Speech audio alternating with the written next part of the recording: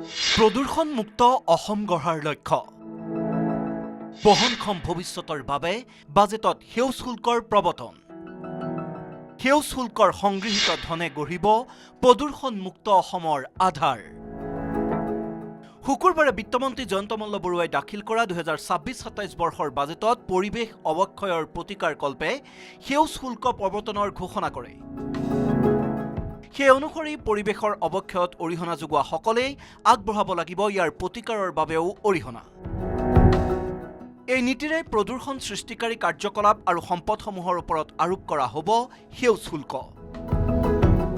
সেই সন্দৰ্ভত বিত্তমন্ত্ৰীৰ ঘোষণা শিল ভঙা মেচিন কয়লাভিত্তিক উদ্যোগ ইটা ভাটা ব্যৱহৃত বাহনৰ মালিকীস্বত্ব হস্তান্তৰ আৰু ভূগৰ্ভস্থ পানীৰ আহৰণ আৰু অন্যান্য পৰিৱেশ সংবেদনশীল উদ্যোগ আৰু কাৰ্যকলাপৰ ওপৰত সেউজ শুল্ক আৰোপৰ প্ৰস্তাৱ এইবাৰৰ বাজেটত অধ্যক্ষ মহোদয় পৰিৱেশৰ অৱক্ষয়ৰ অৰিহণা যোগোৱা ইয়াৰ প্ৰতিকাৰসমূহৰ ব্যৱস্থাতো সমানে অৱদান আগবঢ়োৱা উচিত এই নীতিৰ দ্বাৰা পৰিচালিত হৈ আমাৰ চৰকাৰে চিনাক্তকৃত প্ৰদূষণ সৃষ্টিকাৰী কাৰ্যকলাপ আৰু সম্পদসমূহৰ ওপৰত সেউজ শুল্ক আৰোপ কৰিব শিল ভঙা কল কয়লাভিত্তিক উদ্যোগ ইটা ভাটা ব্যৱহৃত বাহনৰ মালিকীস্বত্ব হস্তান্তৰ ভূগৰ্ভস্থ পানীৰ বাণিজ্যিক আহৰণ আৰু চৰকাৰে সময়ে সময়ে অধিসূচনা কৰা অন্যান্য পৰিৱেশ সংবেদনশীল উদ্যোগ আৰু কাৰ্যকলাপৰ ওপৰত সেউজ শুল্ক আৰোপ কৰাৰ প্ৰস্তাৱ আগবঢ়াইছোঁ এই শুল্কৰ পৰা সংগৃহীত পুঁজি ব্যয় কৰা হ'ব বনানীকৰণত প্ৰদূষণ নিয়ন্ত্ৰণ জৈৱ বৈচিত্ৰ্য সংৰক্ষণ আদিতো ব্যয় কৰা হ'ব সেউজ শুল্কৰ পৰা সংগৃহীত ধন সেউজ শক্তি জলসম্পদ ব্যৱস্থাপনা আৰু আন পৰিৱেশ অনুকূল দীৰ্ঘস্থায়ী আন্তঃগাঁথনি গঢ়ি তোলাৰ কামতো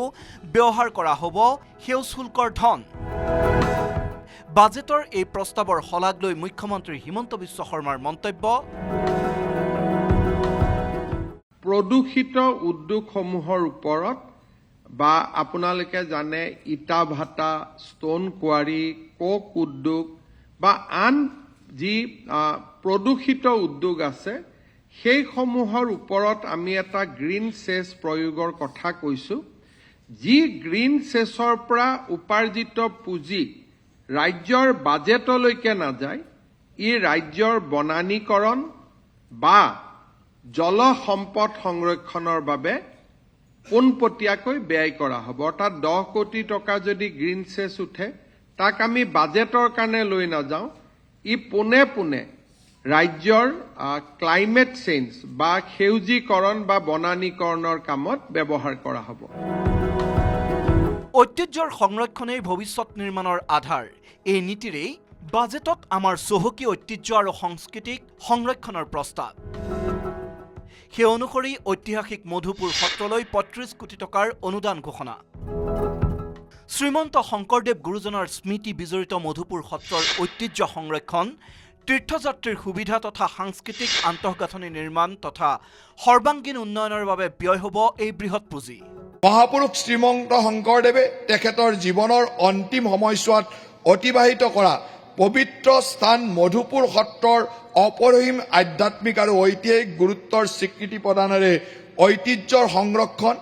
তীৰ্থযাত্ৰীসকলৰ সা সুবিধা আৰু সাংস্কৃতিক আন্তঃগাঁথনি সামৰি সত্ৰখনৰ সৰ্বাংগীন উন্নয়নৰ বাবে পৰ্যাপ্ত পুঁজি আগবঢ়োৱা হ'ব ইয়াৰ উপৰি নতুন দিল্লীত চৰকাৰে আয়োজন কৰিব বিহুৰ কাৰ্যসূচী লাচিত বৰফুকন কুশল কোঁৱৰৰ ওপৰত নিৰ্মাণ হ'ব বাণিজ্যিক চিনেমা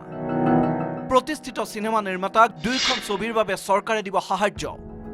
নতুন দিল্লীত বিহু উদযাপনৰ এক ভব্য অনুষ্ঠান আয়োজন কৰিব ইয়াৰ জৰিয়তে সমগ্ৰ দেশৰ সন্মুখত অসমৰ প্ৰাণৱন্ত ৰূপ উপস্থাপিত হ'ব অধ্যক্ষ মহোদয় লাচিত বৰফুকন অসমৰ পৰাক্ৰম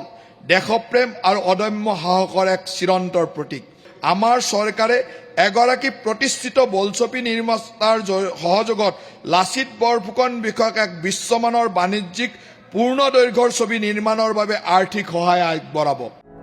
ৰংঘৰ প্ৰকল্পৰ খৰতকীয়া নিৰ্মাণ তথা কাৰেংঘৰ পুনৰুদ্ধাৰ সংৰক্ষণ আৰু আন্তঃগাঁথনি নিৰ্মাণৰো প্ৰস্তাৱ এইবাৰৰ বাজেটত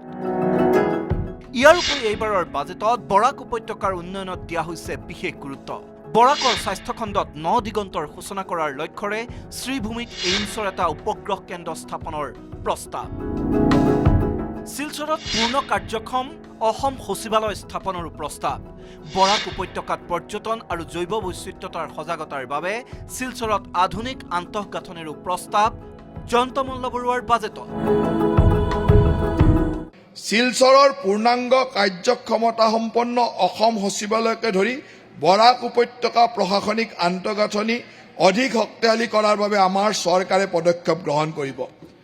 বৰাক উপত্যকা আৰু কাষৰীয়া অঞ্চলসমূহত উন্নত স্বাস্থ্য সেৱাৰ সুবিধা সুদৃঢ় কৰাৰ লক্ষ্যৰে ভাৰত চৰকাৰৰ পৰামৰ্শ সাপেক্ষে শ্ৰীভূমিত এইমছৰ এটা উপগ্ৰহ কেন্দ্ৰ স্থাপনৰ পদক্ষেপ গ্ৰহণ কৰা হ'ব। এনেদৰে এইবাৰৰ বাজেটত দেখা গৈছে ৰাজ্যৰ ঐতিহ্য পৰম্পৰাৰ পৰা ভৱিষ্যত নিৰ্মাণৰ উদ্দেশ্যে লোৱা কেতবোৰ বহু গুৰুত্বপূৰ্ণ প্ৰস্তাৱ। Bureau report, news 18, Assam north east.